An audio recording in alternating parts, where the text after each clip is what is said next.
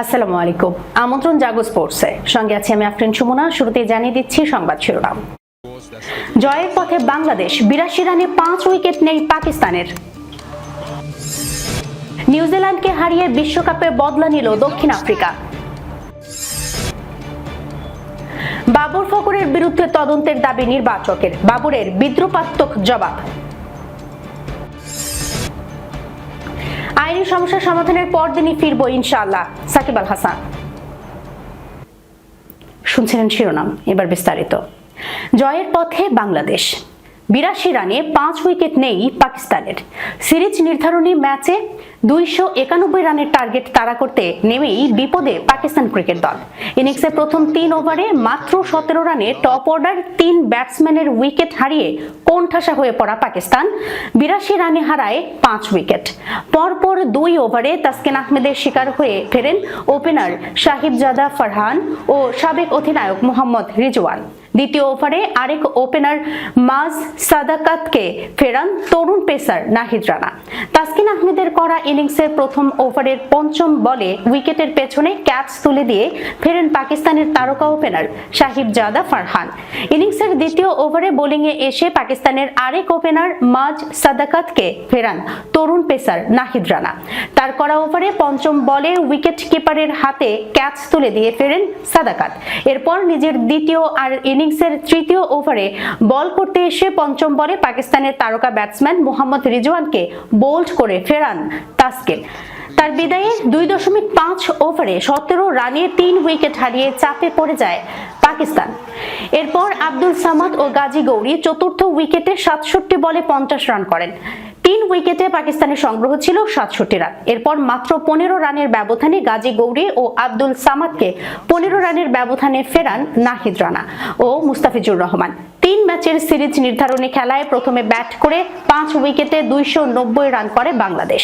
300 বলে 291 রানের টার্গেট তাড়া করতে নেমে 12 রানে প্রথম উইকেট হারায় বাংলাদেশ। রোববার মিরপুর শেরেবাংলা জাতীয় ক্রিকেট স্টেডিয়ামে টস জিতে স্বাগতিকদের প্রথমে ব্যাটিংয়ে পাঠায় পাকিস্তান। প্রথমে ব্যাট করতে নেমে উড়ন্ত সূচনা করে বাংলাদেশ। বিনা উইকেটে দলীয় 100 রানের ঘরে পৌঁছায় স্বাগতিকরা। দলীয় 105 রানে শাহিন শাহ আফ্রিদির বলে বোল্ড হয়ে সাজঘরে ফেরেন সাইফ হাসান। তবে উইকেটের আরেক পাশে সাবলীলভাবে ব্যাট চালাতে থাকেন তানজিদ তামিম। তামিমকে সঙ্গ দিতে থাকা নাজমুল হোসেন শান্তও ফেরেন পাকিস্তানি পেসার হারিস রৌফের ওভারে। এরপর লিটন দাসকে সঙ্গে নিয়ে এগোতে থাকেন তানজিদ। অবশেষে 33তম ওভারের শেষ বলে ছক্কা মেরেই নিজের শতকের দেখা পেলেন তানজিদ তামিম। সেঞ্চুরির জন্য তিনি খরচ করেছেন 98 বল, 7টি ছক্কা এবং 6টি 4-এর মারে সাজানো ছিল তার এই দারুণ ইনিংস। তবে সেঞ্চুরির পর নিজের ইনিংসটা লম্বা করতে পারেনি এই ওপেনার। ফেরেন 107 বলে 107 রান করেন। দলীয় 262 রানে ফেরেন লিটন কুমার দাস। তিনি 51 বলে 1-4 আর 1 ছক্কায় 41 রান করে ফেরেন। তবে 5 নম্বর পজিশনে ব্যাটিংয়ে নেমে ইনিংসের শেষ বল পর্যন্ত খেলে যান তাওহিদ হৃদয়। তার 44 বলের 48 রানের ইনিংসের সুবাদে 290 রান তুলতে সক্ষম হয় বাংলাদেশ। সদ্য শেষ হওয়া টি-20 বিশ্বকাপে নিউজিল্যান্ডের ব্যাটার ফিন অ্যালেনের তাণ্ডবে টুর্নামেন্ট থেকে বিদায় নেয় দক্ষিণ আফ্রিকা। ওই ম্যাচের পর প্রথমবারের মতো দ্বিপাক্ষিক সিরিজে মুখোমুখি হয়েছে দুই দল। রবিবার মাউন্ট মঙ্গানুয়ে ম্যাচে কিউইদের 7 উইকেটে হারিয়েছে প্রোটিয়ারা। লো স্কোরিং ম্যাচে স্বাগতিকদের মাত্র 91 রানে অল আউট করে দেয় দক্ষিণ আফ্রিকা। পরে 20 বল বাকি থাকতে ম্যাচ জিতে যায় সফরকারীরা। এতে বিশ্বকাপের বদলা নিয়েছে তারা। অবশ্য দুই দলই খেলেছে তাদের দ্বিতীয় সারির একাদশ নিয়ে। বিশ্বকাপের পর বিশ্রামে আছেন দুই দেশের মূল ক্রিকেটাররা। 4 জন অভিষেক ক্রিকেটার নিয়ে খেলতে নামে দক্ষিণ আফ্রিকা। কিউইদের দলেও ছিল 1 ক্রিকেটারের অভিষেক। এদিন ম্যাচে টস জিতে ব্যাটিং এর সিদ্ধান্ত নিয়ে নিজেদের বিপদই ডেকে আনে নিউজিল্যান্ড। পাওয়ার প্লের 6 ওভারে মাত্র 36 রান করতে 5 উইকেট হারিয়ে ফেলে তারা। 2 অঙ্ক ছুঁতে পারেননি প্রথম 4 ব্যাটারের কেউই। পরে জিমি নিশাম 21 বলে 26, কোল ম্যাকোঙ্কি 11 বলে 15, মিচেল স্যান্টনার 15 বলে 19 রানের ইনিংস খেলে দলকে কোনো মতে 100-র কাছে নিয়ে যান। শেষ দিকে 11 রানের মধ্যে 4 উইকেট হারিয়ে অল আউট হয় কিউইরা। দক্ষিণ আফ্রিকার পক্ষে সর্বোচ্চ 3 উইকেট নেন 19 বছর বয়সী অভিষিক্ত পেসার কোবানি মোকোয়েনা। এছাড়া জেরাল্ড কুটসিয়া, ওটনিয়েল ব্যাটসম্যান ও কেশব মহারাজ নেন 2টি করে উইকেট। জবাবে ব্যাট করতে নেমে দক্ষিণ আফ্রিকাও তেমন সুবিধা করতে পারেনি। অল্পেই ফিরে যান Tony de Zorzi, Rubin Hermann ও জেসন স্মিথ। তবে এক প্রান্ত আগলে রেখে খেলতে থাকেন অভিষিক্ত ওপেনার কনর স্টেইনজেন। চতুর্থ উইকেটে ডিন ফরেস্টারের সঙ্গে 38 রানের জুটি গড়ে দলের জয় নিশ্চিত করেন তিনি। 2-4 ও 2 ছক্কায় 48 বলে 45 রান অপরাজিত থাকেন স্টেইনজেন। মোকায়েনার হাতে উঠে ম্যাচের সেরা পুরস্কার। টি-20 বিশ্বকাপে ভরাডুবির পর এবার নতুন বিতর্কে বিদ্ধ পাকিস্তান ক্রিকেট দলের 2 বড় তারকা বাবর আজম ও ফখর জামান চোটাক্রান্ত অবস্থায় বিশ্বকাপ খেলেছেন কিনা তা নিয়ে গুরুতর প্রশ্ন তুলেছেন খোদ পাকিস্তান ক্রিকেট বোর্ডের নির্বাচক আকিব জাভেদ। এই ঘটনার সুষ্ঠু তদন্ত চেয়ে পিসিবির কাছে আনুষ্ঠানিক আবেদন জানিয়েছেন তিনি। বর্তমানে বাংলাদেশের বিপক্ষে 3 ম্যাচের ওয়ানডে সিরিজ খেলছে পাকিস্তান। সেই সিরিজের দলে বাবর ও ফখর কারো নাম না থাকায় রহস্য দানা বাঁধে। পরবর্তীতে নির্বাচক আকিব জাভেদ পরিষ্কার করেন যে দুজনেই চোটের কারণে মাঠের বাইরে। তবে তার মূল আপত্তি চোটের সময়কাল নিয়ে। আকিব ক্ষোভ প্রকাশ করে বলেন, বিশ্বকাপ শেষ হওয়ার পর আমরা জানতে পারলাম যে এই দুইজন আনফিট। পিসিবির কাছে আমরা তদন্তের দাবি জানিয়েছি যে এটা কিভাবে সম্ভব। বিশ্বকাপ চলাকালীন কি তাদের ফিটনেসের যত্ন নেওয়া হয়নি, নাকি আনফিট থাকা সত্ত্বেও তাদের স্কোয়াডে রাখা হয়েছিল? কারণ বাবর এবং ফখর এখন খেলার মতো অবস্থায় নেই। নির্বাচক কমিটির এই সদস্য মনে করেন ফিজিও এবং প্রধান কোচের উচিত ছিল খেলোয়াড়দের শারীরিক অবস্থা সম্পর্কে নির্বাচকদের নিয়মিত আপডেট দেয়া।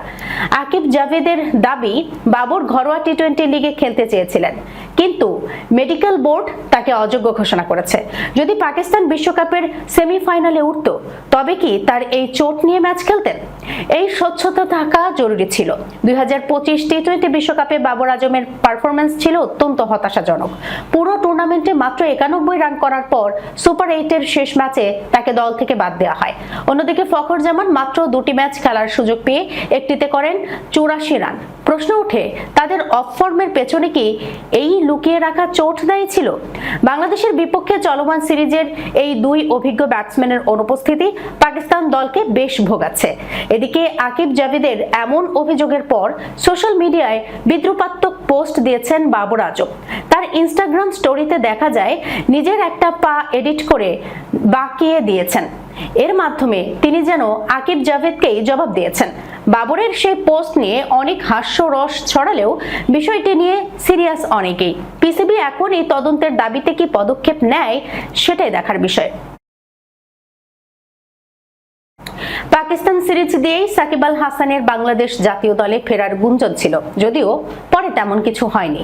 মূলত সাকিবের বিরুদ্ধে থাকা মামলার বিষয়ে অগ্রগতি না হওয়ায় দেশে ফেরেননি তিনি। এদিকে বাংলাদেশ পাকিস্তানের ওয়ানডে সিরিজও শেষ পর্যায়ে। এরপর সাকিব কবে কোন সিরিজ দিয়ে জাতীয় দলে ফিরবেন সেই প্রশ্নের উত্তর এখনো অজানা। তবে সম্প্রতি এক পডকাস্ট অনুষ্ঠানে বাংলাদেশের সাবেক এই অধিনায়ক নিজেই জানিয়েছেন কবে ফিরবেন তিনি। এ প্রসঙ্গে সাকিব আল হাসান বলেন, আশা করি ফিরতে পারবো। আসলে সবগুলো বিষয়ই তো এখন আইনের জটিলতাতে আটকা, এগুলো আসলে ছুটানোর চেষ্টা করছে।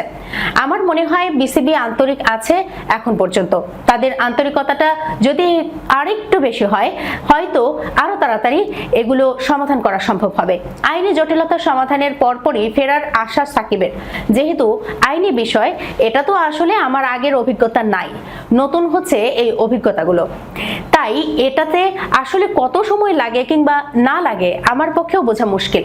এগুলোর জন্যই অপেক্ষা করা হচ্ছে। আইনি সমস্যাগুলো যদি সমাধান হয়ে যায়, যত তাড়াতাড়ি হবে তত তাড়াতাড়ি চলে আসব। যেদিন সমাধান হবে ইনশাআল্লাহ, আল্লাহ চাইলে তার পরের দিন।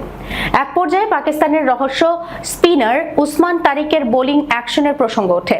জানিয়ে সাকিব বলেন, আমি তো ওকে আগেও খেলেছি, সিপিএল এ খেলেছি। কঠিন অবশ্যই ওর অ্যাকশনের সঙ্গে মানিয়ে নেয়া। খেলতে খেলতে একটু মানিয়ে নেওয়া সম্ভব, কিন্তু প্রথমবার যারা খেলছে সাধারণত একটু কঠিন হয় তাদের জন্য।